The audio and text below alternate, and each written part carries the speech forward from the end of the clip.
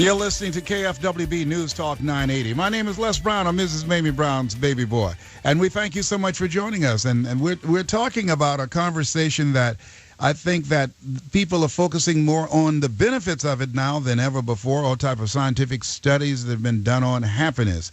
And we want to know from you. We invite you to call and express where you are in terms of your happiness and what's the story around what is it that keeps you happy. Well, what is it that you have allowed, as one of our callers, Susan, said, to steal your happiness. She said she was in a relationship for 7 years and she allowed her husband to steal her happiness. And Monique talked about the same thing. Her husband and her children stole her happiness, and they both made conscious decisions that, you know what, I don't want to do this anymore. That life is too short and unpredictable. I'm going to do something about my situation. And they did. They took some actions that allow them to free themselves up. And what's the value of being happy? It's not just about thinking positive and being enthusiastic, but studies now show that it's evidence-based and scientifically proven that people that are happy, people that are consciously doing things from a positive perspective and have a sense of optimism, that these are individuals who live longer than people who are not. And they did this study with 180 Catholic nuns, and they followed them in their early childhood. These nuns wrote an autobiography about themselves. The ones that wrote a positive autobiography about themselves in their early 20s, they tended to outlive those who wrote more negative accounts of their young lives. And they had 5,000 university students they followed for over 40 years, and they found that those students were most pessimistic, they tended to die younger than their peers who were more positive. Isn't that interesting? So as you look at yourself, are you happy? I remember I was talking to a friend of mine. I asked her, I said, are you happy? And no, I asked her, what is it that will make your life more fulfilling? And she said, to be happy. And I asked, what does that look like? She said, what do you mean? I just want to be happy. I said, okay, good. I said, what will make you happy? What does that look like? And she paused and she looked at me with a blank look, and she couldn't say. She couldn't express what that would be. And in the situation that she was in, her children, who had been the center of her life, and this is what I asked her, and this is why I asked the question, what will make your life more fulfilling? The center of her life had gone off to school. She had an empty nest. Her children, everything revolved around them. And so now she and her husband, they're in the house looking at each other. They don't even know who each other were. They were looking at each other like strangers. And I asked him the same question, and he couldn't tell me. Because sometimes we can get so caught up in life, we lose touch with ourselves. We don't even take the time to ask the question, what would make me happy?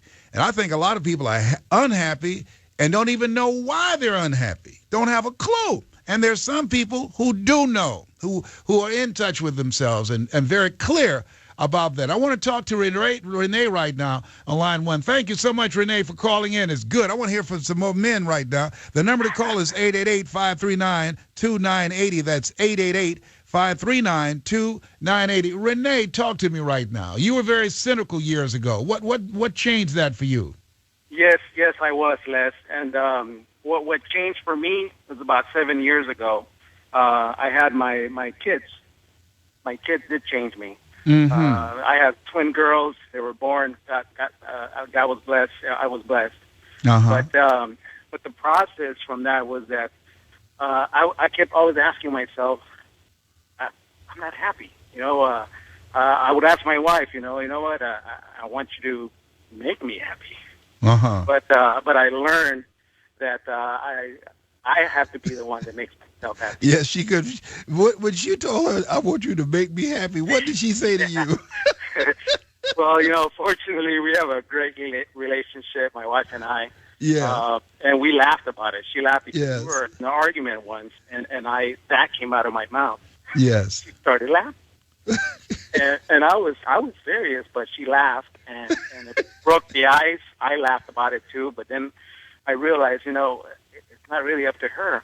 Mm-hmm. And when I learned the quote that I learned was that happiness is the rent you pay to live in this world. Mm. And that, when I heard that, I'm like, oh wow, wait a minute.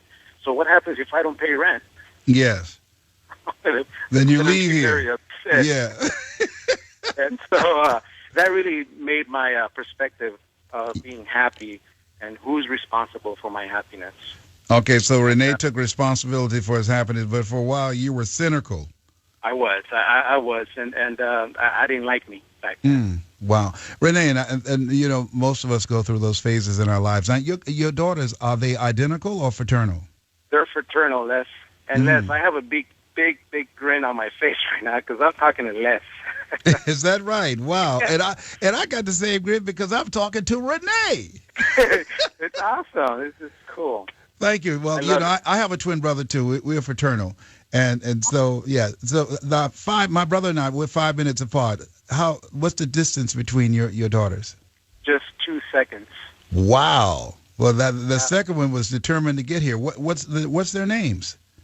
Samantha Acosta and Megan Acosta. And right now, when you see them, Les, I mean, you can't tell that they're twins.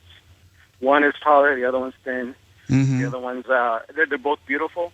Mm-hmm. And I mean, it was a C-section with my wife, and I can honestly say that I know my wife inside and out. I love her to death. Well, thank you so much. Too much information. Well, thank you so much for calling in. I appreciate you. And say hello to Samantha and Megan for me. I sure will. We love you, Vlad. Thank you. We love you, too. Thank you so much for calling in. And listen, you know, the next hour, we're going to be talking about self-criticism, having self-confession.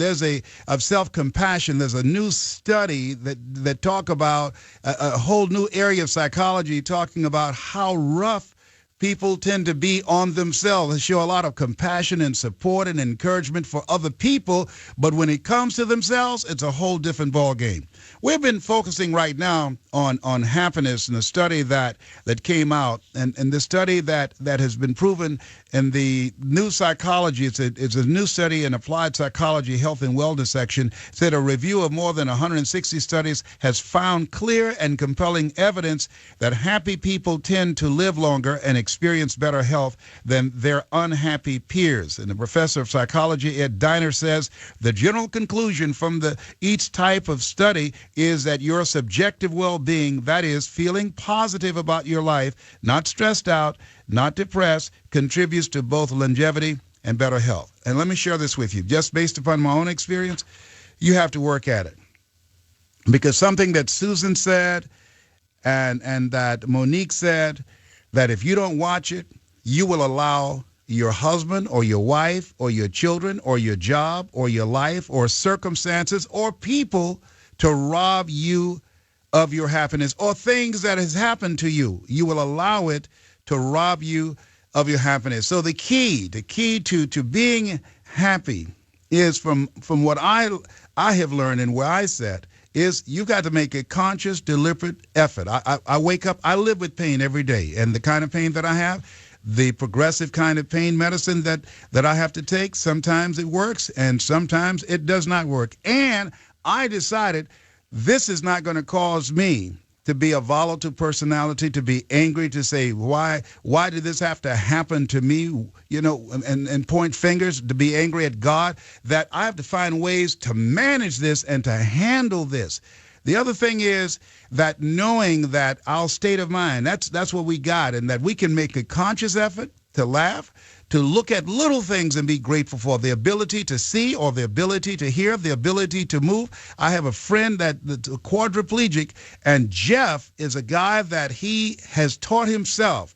He fell out of a tree and became a quadriplegic, and Jeff has taught himself, takes care of himself, has a staff of around 6 people, and he managed that staff just with his communication skills. And what Jeff said, he says, Les, I have learned how to be happy in the moment.